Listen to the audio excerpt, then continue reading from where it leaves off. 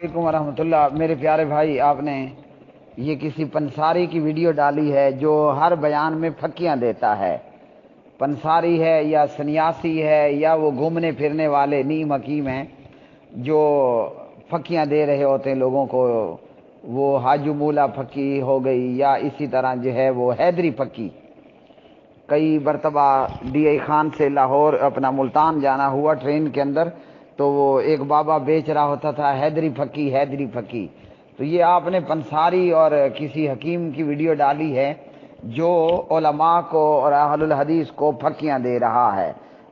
بہرحال ہاتھ چھوڑنے کا بیان کہا کہ مصنف ابن ابی شیبہ کے اندر باب لائے وہ ہاتھ چھوڑ کر نماز پڑھنے کا بیان اور ہاتھ باندھ کر نماز پڑھنے کا بیان۔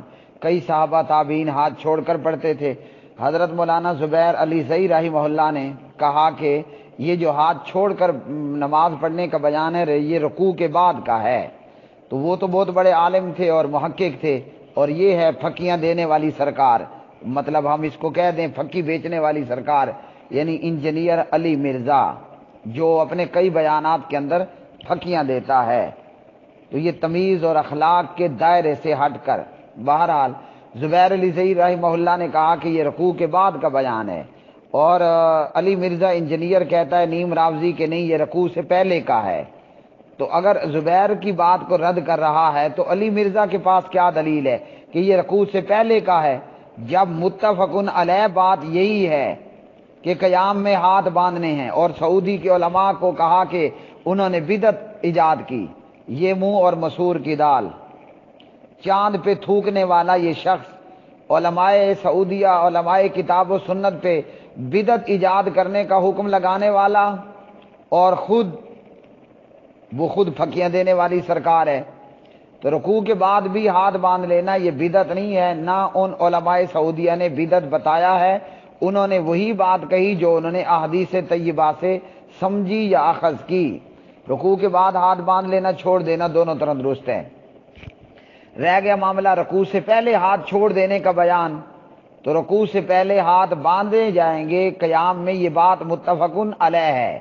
میں کہتا ہوں کہ یہ تو رکوع سے پہلے ہاتھ چھوڑنے کا کہہ رہا ہے، رکوع کے بعد بھی ہاتھ باندھنا ثابت ہو رہا ہے کہ سنن نسائی کتاب الصلاۃ میں نبی علیہ الصلوۃ والسلام نماز میں بحالت قیام، نماز کے اندر بحالت قیام ہاتھ باندھ لیتے تھے، تو رکوع کے بعد بھی قوما قیام ہے۔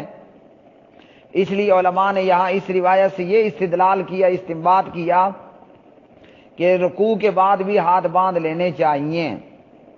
خود نبی علیہ الصلوۃ والسلام نے ہاتھ باندھے ہیں، خود نبی علیہ الصلوۃ والسلام نے ہاتھ باندھے ہیں نماز میں، اور صرف باندھے ہی نہیں ہیں بلکہ عن سہل بن سعد رضی اللہ تعالی عنہ کان الناس یؤمرون ان یضع الرجل یدہ الیمنی علی ذراعہ الیسری فی الصلاۃ، رواہ البخاری۔ یہ بخاری کی روایت میں جناب سہل بن سعد رضی اللہ عنہ فرماتے ہیں کان الناس یؤمرون، لوگوں کو حکم دیا جاتا تھا، لوگ عوام حکم دیے جاتے تھے۔ شریعت کا حکم کہاں سے آتا ہے؟ نبی پاک علیہ الصلوۃ والسلام کی زبان سے ہی آتا ہے نا، دربار نبوی صلی اللہ علیہ وسلم سے آتا ہے۔ تو نماز میں حکم دیا جاتے تھے لوگ کیا کریں کہ اپنا دایاں ہاتھ اپنے بائیں ہاتھ کی کلائی پر رکھ لیں، تو یہ تو ہاتھ باندھنا ہوا۔ اب رہ گیا معاملہ صحابی رسول جناب حضرت عبداللہ ابن زبیر رضی اللہ تعالی عنہما کا کہ جناب انہوں نے ہاتھ چھوڑ کے نماز پڑھی۔ اب علی مرزا کہتا ہے کہ یا تو یہ کہ یہ پہلا عمل ہے کہ ہاتھ چھوڑ دینا، یا یہ کہ یہ بعد کا عمل ہے ہاتھ چھوڑ دینا اور پہلا عمل تھا ہاتھ باندھ لینا، یا یہ کہ ہم پہلے کو منسوخ سمجھیں، یا یہ کہ ہم کہیں وہ بھی جائز اور یہ بھی درست۔ تو یہاں سوال کا جواب بہت آسان سا ہے، کئی ایسی روایات میں موجود ہے، مثلا ایک مٹھی بعد داڑھی کاٹ لینا۔ اب نبی علیہ الصلوۃ والسلام کی احادیث طیبہ کیا ہیں؟ آپ صلی اللہ علیہ وسلم نے داڑھیوں کو چھوڑ دینے، لٹکا دینے، معاف کر دینے کا حکم دیا، اور عبداللہ ابن عمر رضی اللہ تعالی عنہما وہ مٹھی بعد داڑھی کو کاٹ رہے ہیں۔ تو کیا اب یہ منسوخ اور غیر منسوخ اور پہلے اور بعد کے والا معاملہ بنے گا؟ بھائی سیدھی سیدھی بات ہے، کی محمد سے وفا تو نے تو ہم تیرے ہیں، سیدھی سیدھی بات ہے، مصور کھینچ نقشہ جس میں اتنی صفائی ہو، ادھر فرمان محمد ہو صلی اللہ علیہ وسلم، ادھر گردن جھکائی ہو۔ تو جب پیارے نبی علیہ الصلوۃ والسلام کا حکم موجود ہے، صحابہ کی کثیر جماعت کا عمل بھی موجود ہے، وہ کیا ہے؟ وہ حدیث کے موافق موجود ہے، وہ کسی بھی مسئلے میں ہو، وہ داڑھی کے مسئلے میں ہو اور قیام میں ہاتھ چھوڑ دینے باندھ دینے کے حوالے سے ہو، وہ طلاق ثلاثہ ایک مجلس کی 3 طلاق کے حوالے سے ہو، یہ چلتے جائیں۔ اب جیسے خود یہ حضرت بیان کر رہے ہیں کہ جناب عبداللہ ابن مسعود رضی اللہ تعالی عنہ سے سورہ فلق اور سورہ ناس کے متعلق اب پیغمبر کی احادیث موجود ہیں، ایک طرف ابن مسعود رضی اللہ عنہ کا قول ہے فلق اور ناس کے متعلق، اور ایک طرف پوری جماعت صحابہ ہے۔ اب اگر کوئی یہ کہے، یہاں بھی یہ منطق چلانا شروع کر دے، کوئی بھی پھکی دینے والا، کوئی بھی حیدری بھکیاں بیچنے والا کہا اپنی ہی ایک علیحدہ سے منطق شروع کر دے تو وہ مردود ہوگی۔ یہاں علماء کتاب و سنت کی بات کو لی جائے گی، عالم دین کی بات کو لیا جائے گا۔ پھکیاں بیچنے والے اور پھکیاں دینے والے علی مرزا انجینئر کی بات کو نہیں لیا جائے گا۔ جو بندہ اتنے پرلے درجے کا بدتمیز ہو کہ وہ نہ پتہ چلے کہ جناب یہ ریل گاڑی میں کھڑے ہو کر پھکیاں دے رہا ہے یا کوئی شریعت کے معاملات کو ڈسکس کر رہا ہے، جس کو بولنے تک شرم اور حیا اور تمیز نام کی چیز موجود نہ ہو، جو کتاب و سنت کے علماء کو کہے کہ انہوں نے بدعت چھوڑی ہے، اور جو علماء سے کسی معاملے میں اختلافی مسائل بیان کرتے ہوئے بازار میں گھومنے پھرنے والوں کی طرح لے کے لو جی میں پھکی نمبر 2 دے رہا ہوں، پھکی نمبر 10 دے رہا ہوں، کہ اس کی بات کو لیا جائے گا۔ اس لیے دین ہر چمکتی ہوئی چیز سونا نہیں ہوا کرتی، ہر چمکتی ہوئی چیز سونا نہیں ہوتی۔ جو اپنے سامنے کتاب لے کر بیٹھ جائے آپ بھی اس کو کان دھر کر سننا شروع کر دیں۔ تو قرآن مجید فرقان حمید نے ہمیں بڑی واضح بات بتائی ہے۔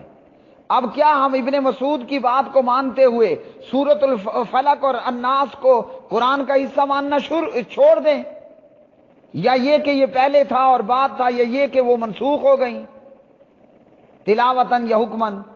تو ابن مسعود کی بات اپنی جگہ پر، عبداللہ ابن زبیر رضی اللہ عنہ کا عمل اپنی جگہ پر۔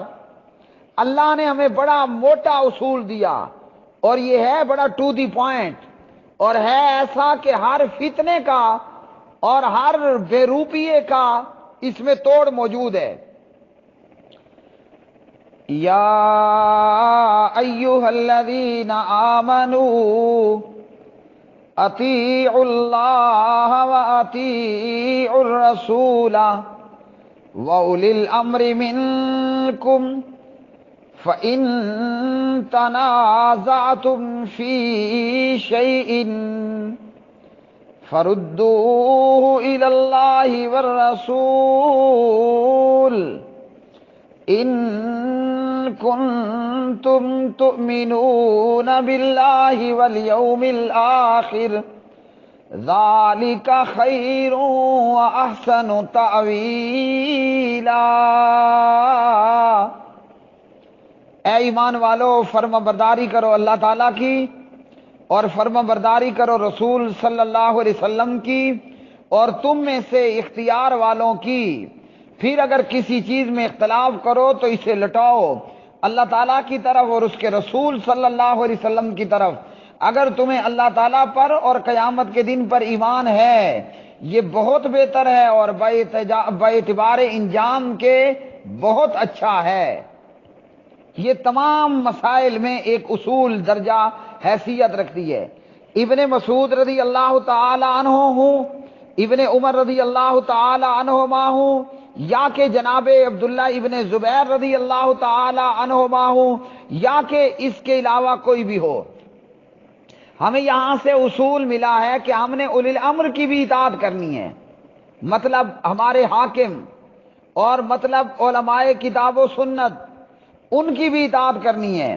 لیکن بات یہ ہے کہ اختلاف ہو جاتا ہے، پھکی بیچنے والا شیعہ کا ڈیفینڈر کہتا ہے کہ ہاتھ چھوڑ کر نماز پڑھنا جائز ہے، کوئی اور کہتا ہے کہ نہیں ہاتھ باندھے جائیں گے۔ اب اس اختلاف میں کرنا کیا ہے؟ کرنا وہی ہے جو فرمان رسول ہے، جو اسوہ رسول ہے، جو سنت رسول ہے، جو حدیث رسول ہے۔ اور وہ کیا ہے؟ آپ نے ہاتھ باندھے ہیں، اور نمازیوں کو نماز میں ہاتھ باندھنے کا ہی کہا گیا، لہذا اس سنت پاک پر عمل کرتے ہوئے نمازی نماز میں ہاتھ باندھے گا۔ اصل چیز یہ ہے کہ یہ پھکی بیچنے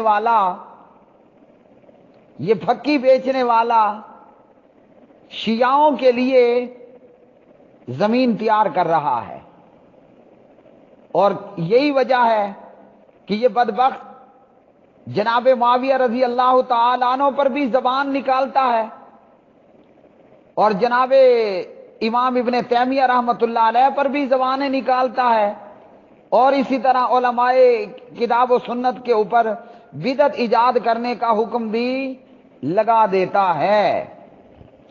وآخر دعوانا الحمدللہ رب العالمین۔